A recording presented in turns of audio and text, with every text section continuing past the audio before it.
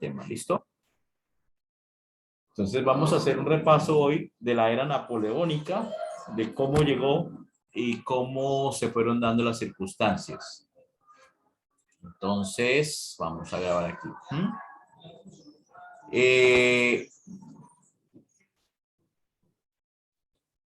¿Cuándo fue que Napoleón encabezó el golpe de Estado? Entonces, es bien importante esta fecha. El 9 de diciembre de 1799. Fue el momento en que él se toma el poder. ¿Se acuerdan ustedes que fue con su ejército, entró al directorio y se autoproclamó cónsul, el primero, ¿sí? El de los de tres? ¿Se acuerdan que con Sieyès y con, se me olvida el otro, en este momento tengo que mirar el PowerPoint? Entonces se declara como cónsul vitalicio y luego él termina controlando todo a partir del 9 de diciembre de 1799. Y se extendió hasta 1814. Hasta 1814 fue la era napoleónica. Entonces, desde 1799 hasta 1814. En esos aproximadamente 6 años, 15 años, fue que llegó a dominar casi toda Europa, ¿no? En esos 15 años. Muy bien. Aquí están. En el golpe de estado del directorio que fue dado el 9 de diciembre de 1799, los tres cónsules fueron Sieyès, Ducos y Bonaparte. Lógicamente Bonaparte se consideraba el mejor de los tres o el más de los tres. El 24 de diciembre de 1799 fue aprobada la nueva constitución, ¿sí? Que restablecía un régimen autoritario y restringía más el derecho al voto, ¿sí? La constitución le otorgó mayor poder a Bonaparte al crear la dignidad de primer cónsul con capacidad de crear leyes y nombrar y destituir funcionarios.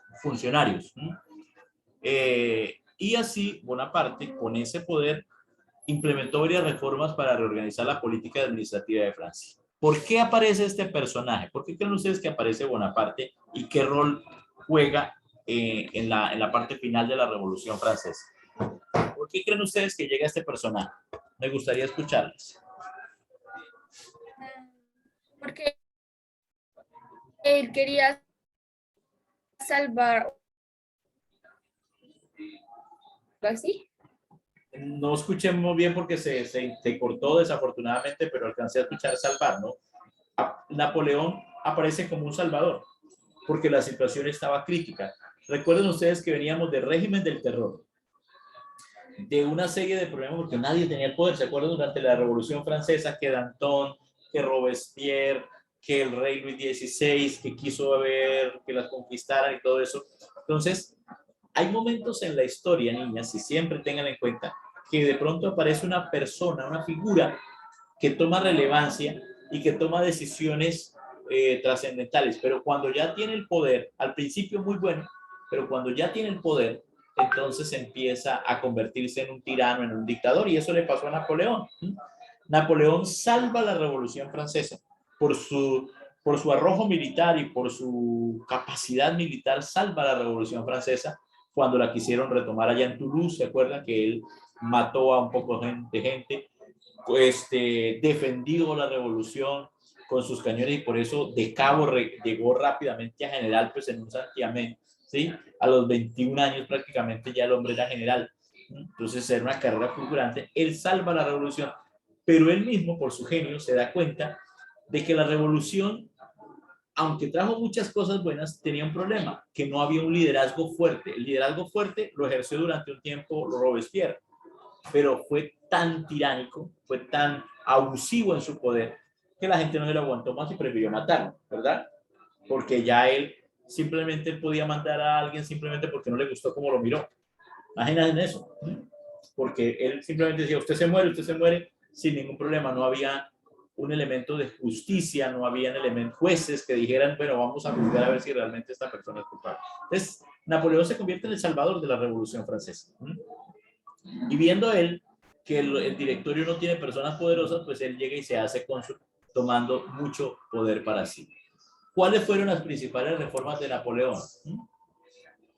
Entonces, tenemos que establece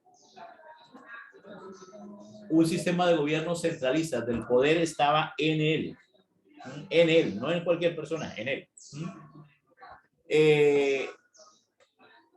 Pacificó, permitió la llegada de muchos de las personas que habían salido. Ahora, resulta que en aquella época los únicos que podían llegar a ser militares de alto rango eran los nobles.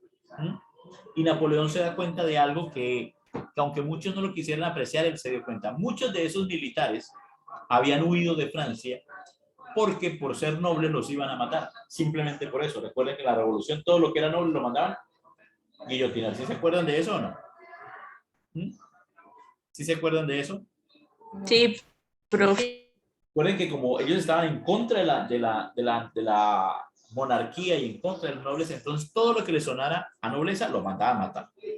Napoleón se da cuenta de que si él quiere ganar guerras, necesita a esos nobles, porque son los que saben manejar los hombres y son los que saben de táctica militar. Él solo no iba a poder nunca ganar una guerra porque necesitaba generales que le supieran obedecer, tuvieran estrategia, supieran tomar decisiones en el campo. Él sí tenía muchos soldados valerosos, pero no gente estudiada. Y entonces el estudio siempre va a ser fundamental y sobre todo en el tema de guerra. Entonces muchos de los generales que él tuvo y mariscales eran personas de la nobleza, pero que durante la revolución se fueron porque los iban a matar. Y regresaron cuando ya Napoleón pudo pacificar todo y decirle los necesito para ahora hacer las cosas. Estabilizó los impuestos y creó el Banco de Francia y el Código de Comercio. ¿Sí? Cómo se deberían hacer las cosas. Por eso Napoleón, la importancia de Napoleón no es solamente porque era un genio militar, un líder, porque hizo un poco locuras, no, sino porque también pensó en una sociedad futura. Impulsó un sistema educativo centralizado y público, reglamentó la educación, por así decirlo, proponiendo el liceo, el concepto del liceo, el concepto de un orden, de unos grados, de que usted va avanzando, de que tiene que ver ciertas materias. Todo eso se lo debemos a Napoleón. Hoy ustedes saben que para avanzar a séptimo tienen que aprobar sexto y que en sexto se ven unas materias. Ese principio básico, no tal como está ahorita, ese principio de ir creciendo, de más o menos el estado, de determinar cómo debe ser la educación, se lo debemos a Napoleón. Y el más importante de todos, creó el Código Civil. Durante la Revolución Francesa, por ejemplo, a Camila simplemente lo podían matar porque les parecía que ese buzo, esa camisa, esa foto era antirrevolucionaria y simplemente por eso lo podían matar. Entonces Napoleón dice, no señores, vamos a hacer un conglomerado de leyes en el que se va a decir por qué una persona es culpable de algo y cómo se puede defender y qué pena puede llegar a tener. Hoy en día los códigos civiles nos rigen, ¿sí? Por ejemplo, ¿por qué botar basura puede hacerle pagar a usted una multa económica? Porque contamina la tierra. ¿Sí? Y porque hay una ley en el Código Civil. ¿Sí? Porque a veces dicen no se puede fumar en espacios donde hay niños, en parques, porque lo dice el Código Civil. ¿Ah? Y porque lo dice el Código Civil. Lógicamente hay razones naturales, pero hay razones legales. Por ejemplo, ¿por qué no se puede manejar si no hay una licencia de automóvil o una licencia de moto? Porque hay una ley que lo determina. O sea, son códigos para la sociedad que nos determinan. Esos códigos civiles a nosotros nos aplican, ¿sí? Y hay códigos que a nosotros nos aplican. Por ejemplo, el Código Penal Militar, ¿a quién le aplica? ¿A quién aplica el Código Penal Militar? A los militares. A los militares, obviamente. ¿Te aplican a ti, Nicole? No, ¿sí?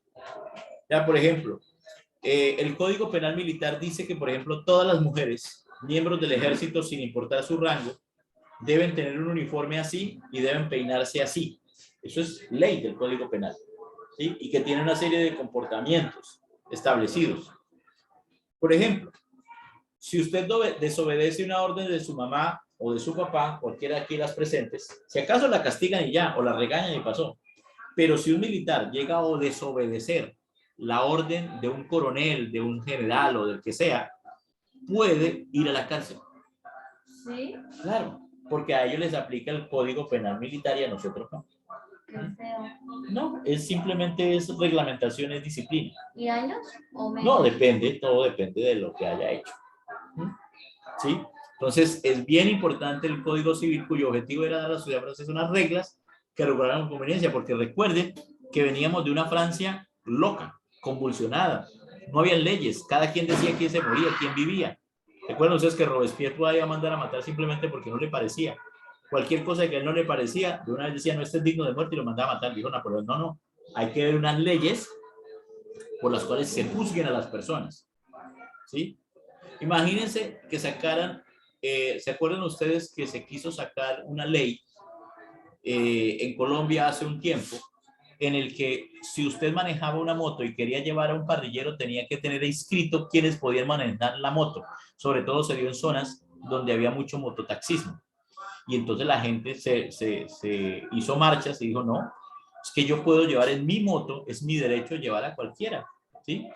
Si yo voy en la moto un día por una carretera y veo que Nicole está en onda y que necesita venirse para acá, yo la puedo recoger y en el retén no me pueden decir, oye, ¿usted por qué trae a Nicole si Nicole no es familiar suya, ni es su esposa, ni es su hija? Y dice, no, porque es que yo estoy en mi derecho de llevar a cualquier persona. Entonces, los códigos civiles son eso, son leyes para la convivencia. Se lo debemos también a Napoleón. Y aunque en su primer momento Napoleón también tuvo algunas cositas en contra de la Iglesia Católica, siempre la tuvo, sin embargo, él se dio cuenta que estar cerca o estar de amistad con la Iglesia Católica convenía. ¿Sí? Él fue muy conveniente. Él hubo momentos en que persiguió a la Iglesia por la riqueza, ¿sí? Y hubo momentos en que también se alió con ella porque le convenía. Obviamente, cuando ella tuvo el poder, él al principio se mostró muy democrático, muy buen líder, pero lo que siempre pasa, cuando ya se hacen reformas, si yo no estoy de acuerdo, ¿qué viene? Represión. Siempre ha pasado así. Todas aquellas personas que se levantan contra un sistema son reprimidos. Bien. Reguló la información en los periódicos, un elemento que siempre han utilizado los grandes poderes para que la gente no esté informada, porque una gente bien informada puede hacer una revolución y una gente que no tiene acceso a la información, pues obviamente no sabe qué está pasando en el mundo.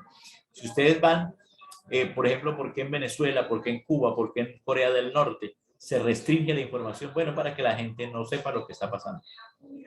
Y de esa manera crean que todo está bien. Si usted, imagínese que... ¿Allá no hay noticias? ¿Cómo? ¿Allá no hay noticias? Son totalmente controladas por el gobierno. El gobierno dice que salen noticias y que no. Qué feo. ¿Sí?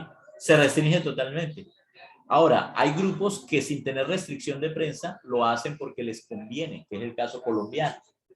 Los periódicos saben qué publicar y qué no, dependiendo de qué les convenga. Imagínense que un día llega de Francia o de España en este momento y hay un festival y la gente está feliz y toda esa serie de cosas y hay una persona que lo están galardonando y usted, como nunca ha tenido acceso a la información, no sabe que Egan Bernal ganó el Giro de Italia y ganó el España, y usted pues inocente en todas esas circunstancias, o no sabe lo que está pasando en otros lugares del país. Entonces la información siempre es un elemento coercitivo, es decir, para ejercer presión para que la gente no sepa, y los poderosos los controlan para saber qué se informa y qué no se informa al pueblo. Ustedes saben que con la llegada de las redes sociales, hoy día es muy fácil informarse de todo lo que está pasando. O sea, si ustedes hacen un poquito de memoria, yo sé que ustedes son muy niñas todavía, pero antes no nos enterábamos de tanto escándalo de corrupción. Hoy, ¿por qué sí nos enteramos? Y fácilmente, porque la información se pasa rapidito. Si yo averiguo, imaginémonos que vemos a que yo me doy cuenta que Camila llegó y se entró a una tienda y mientras que el señor se descuidaba un momentico, ella se llevó una libra de arroz y yo la tengo grabada en un video. Esa información Se publica. rápidamente se puede esparcir. ¿Por qué? Porque la publica. Porque la publico porque tengo acceso a redes sociales.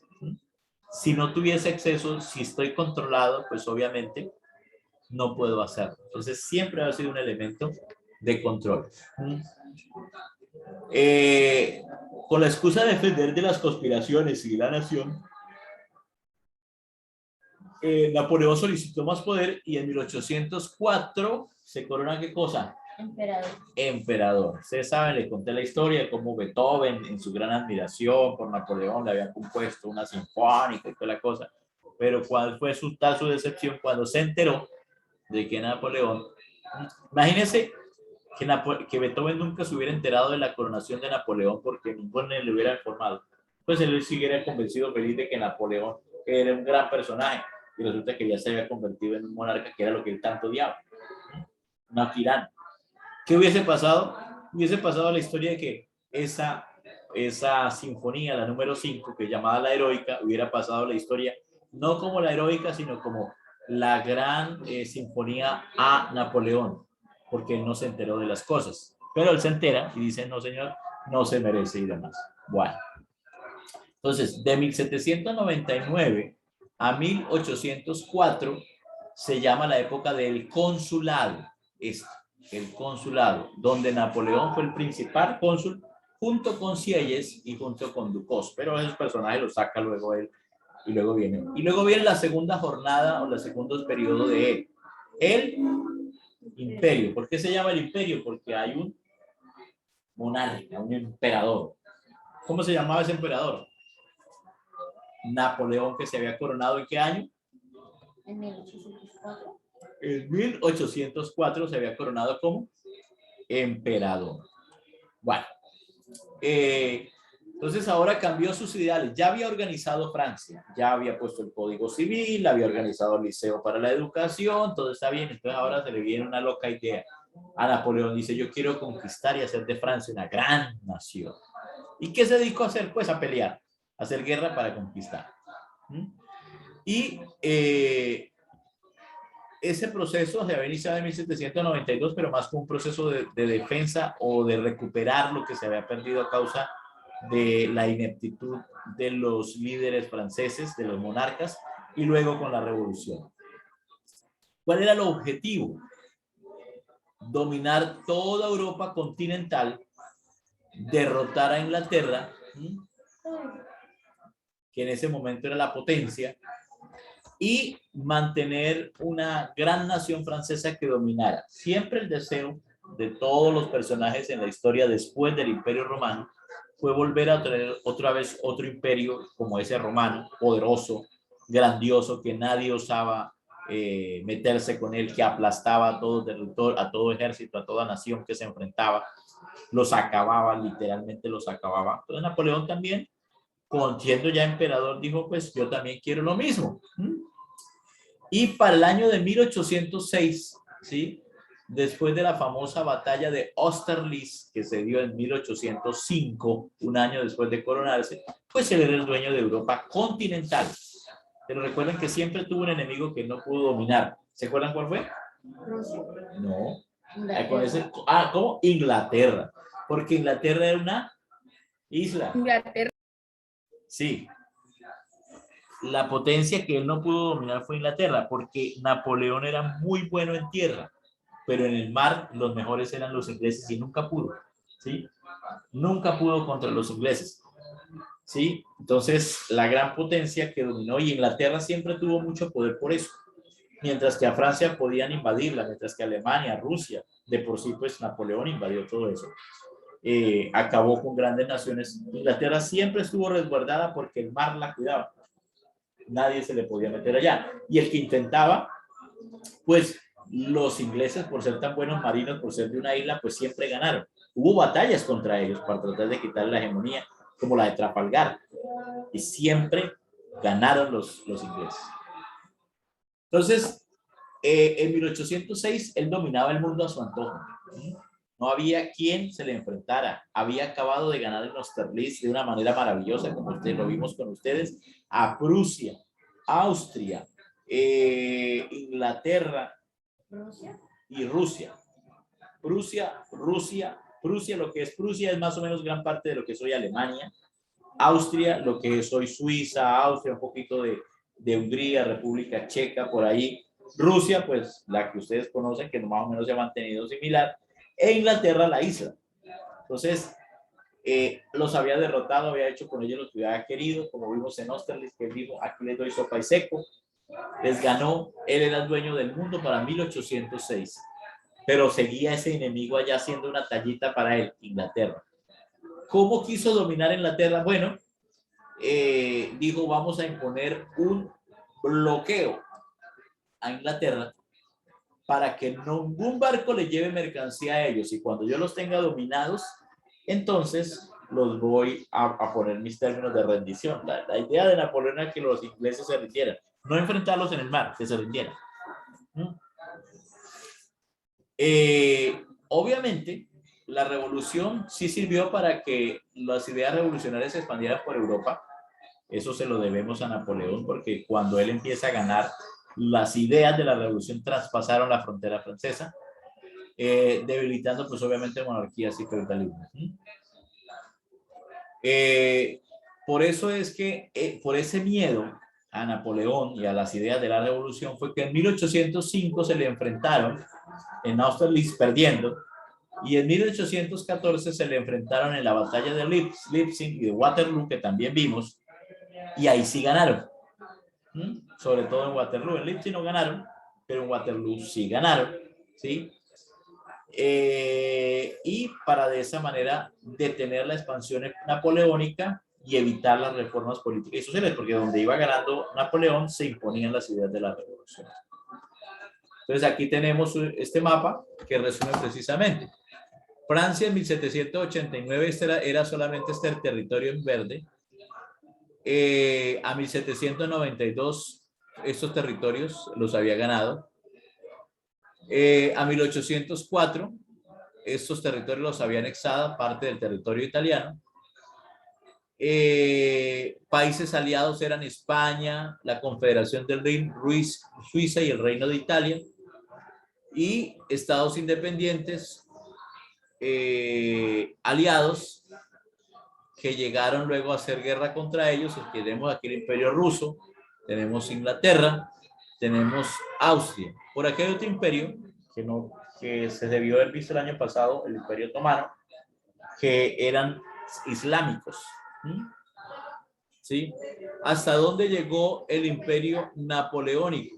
Bueno, llegó a dominar toda la mitad de Europa. Todo esto era de Napoleón, ya fuera porque fueran aliados o porque eran territorios conquistados. Los únicos que sí no pudo dominar fue Portugal y el Imperio Otomano, contra el que nunca se metió, porque ya estaba muy al oriente. Pero Portugal fue el país que le empezó a ofrecer los dolores de cabeza, porque Portugal nunca aceptó el dominio napoleónico. Y él quiso imponer el bloqueo para que nadie le vendiera a Inglaterra. Los portugueses no le separaron bolas y siguieron negociando con Inglaterra. Ellos no lo tuvieron. Y por eso es que termina invadiendo. ¿Cómo se dio el fin del imperio? Bueno, en 1812 había logrado su máxima expansión. Abarcaba desde Portugal hasta el imperio austrohúngaro, es decir, hasta aquí. Todo esto era Francia. Todo. Desde el mar Mediterráneo hasta el mar del Norte, es decir, hasta acá arriba. ¿Por qué empezó a decaer el imperio? Cuando Napoleón pide permiso para tratar de invadir Portugal y desde esa manera ratificar el bloqueo hacia Inglaterra, porque Portugal sí le vendía. Entonces, estando aquí en España, él aprovecha, como les conté, toma el poder, y entonces los españoles se levantaron contra las tropas francesas y lograron expulsarlas en 1814. Como yo les decía, con la famosa guerra de guerrillas, no se enfrentaban abiertamente en un campo, porque se enfrentaron a Napoleón era 90% se iba a perder. Pero con las guerrillas no, porque las guerrillas se escondían, atacaban cuando los soldados o estaban durmiendo o estaban desprevenidos, mataban y volvían y se escondían y salían corriendo. Entonces era imposible localizarlos. Por eso, pues ellos pudieron hacer todas estas cosas. Y la más grande, lo que más llevó fue la catástrofe sufrida ¿en dónde? ¿Se acuerdan? Que yo les puse un audio donde se recrea una batalla y que ganaron los rusos. El territorio que realmente detuvo a Napoleón y que le infligió una herida terrible que llegó a su fin fue Rusia. ¿Se acuerdan? ¿Sí se acuerdan o no se acuerdan? Sí, que Sí. a que gobernar a Rusia, creo. A invadir, A defender Rusia. a defender a Polonia de Rusia. Sí. ¿Y qué más pasó? Y entonces Rusia quiso quemar toda la comida que para que ellos no recogieran. La táctica, muy bien, Nicole, la táctica que utilizaron los rusos fue también, si nos enfrentamos a Napoleón en un campo de batalla, perdemos, porque el tipo es muy bueno. ¿Qué vamos a hacer? Bueno, vamos a utilizar otra táctica que Napoleón no podrá enfrentar. Es, a medida que él vaya avanzando, vamos quemando todo lo que él encuentre para que tenga que devolverse, para que no encuentre límites. Volvemos aquí al mapa, mire. Él tenía que ir desde acá, hasta Moscú. Imaginen todo ese territorio. Aquí tenía aliados, conocidos o personas o imperios que él les había ganado, así que él podía tomar todo lo que quería de acá. Pero Rusia, que empezaba aquí, que empezaba acá, y la capital era Moscú, pues era un problema, porque ellos sí ya dominaban su territorio, ellos podían hacer lo que querían en su territorio. Empiezan a utilizar la táctica de tierra quemada, que Napoleón no tenga dónde.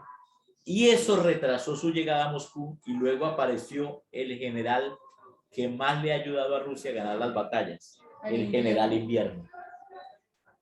Es decir, el clima. El invierno es tan crudo en Rusia que los franceses no aguantaron.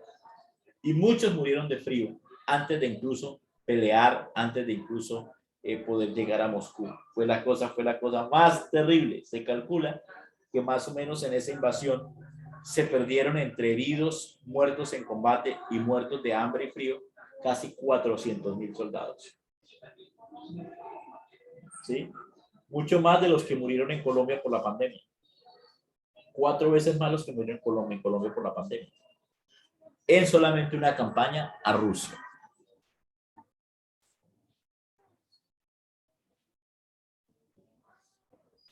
Bueno.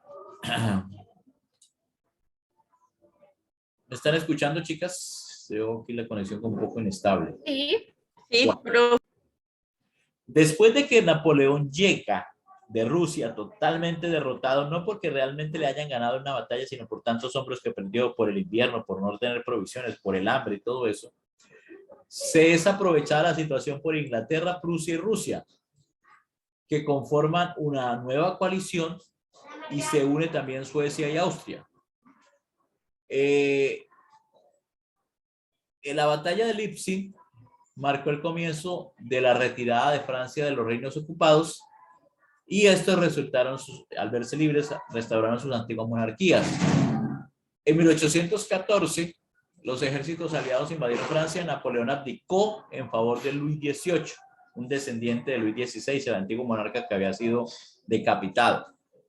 Y fue enviado ¿a dónde? A la isla de Elba.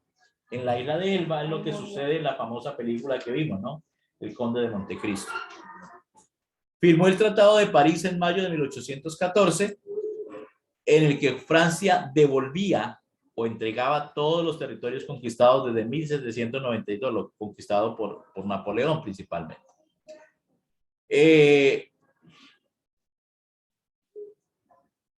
Uy, profesional, no sé, siempre me hace una pereza. Ay, sí. La política de Luis XVIII de eliminar las instituciones causó descontento y pidieron el regreso de Napoleón. Así en 1815 regresó a Francia. La escena que vimos cuando está con el mariscal Ney, que le dice supuestamente que lo debe matar, pero no se atreven porque todo el mundo respetaba muchísimo a Napoleón. Y ese tercer periodo de gobierno se conoce como los 100 días. Se proclama una nueva constitución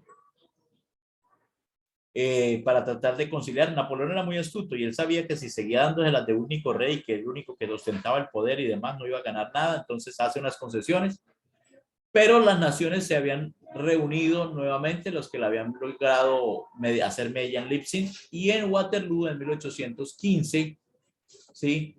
Definitivamente pierde Napoleón, es llevado a la isla de Santa Elena, una isla por allí remota en el Atlántico Sur, y allá muere Napoleón.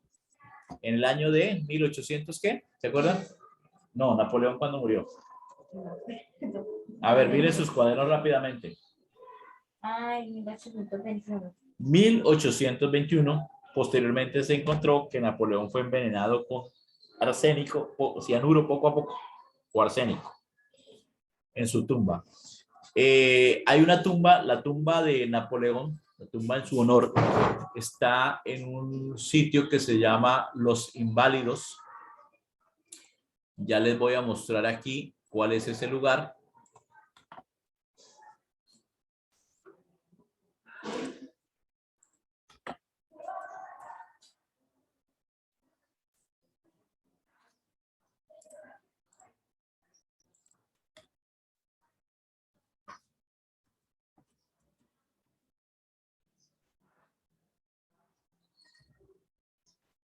¿En París? Ajá.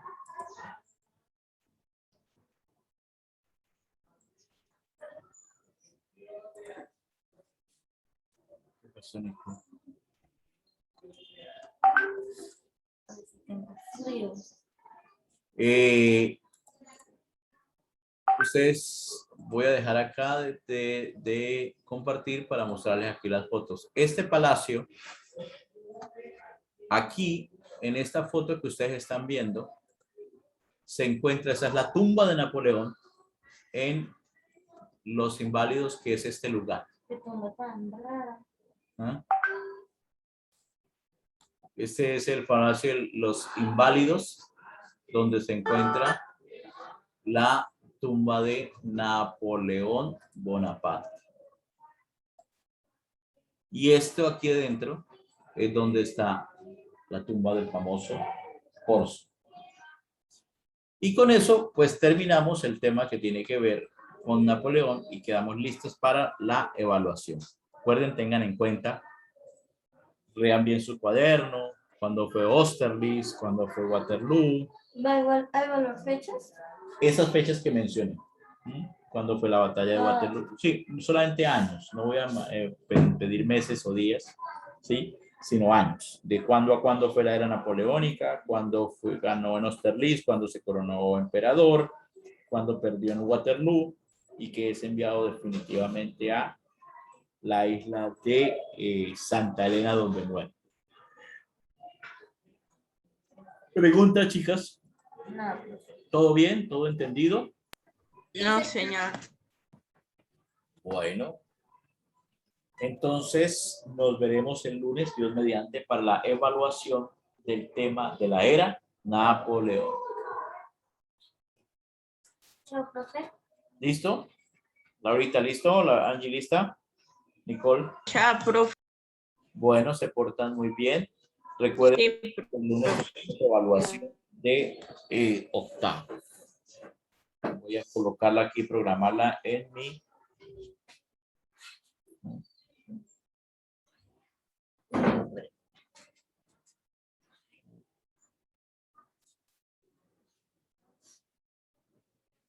Chao, profe.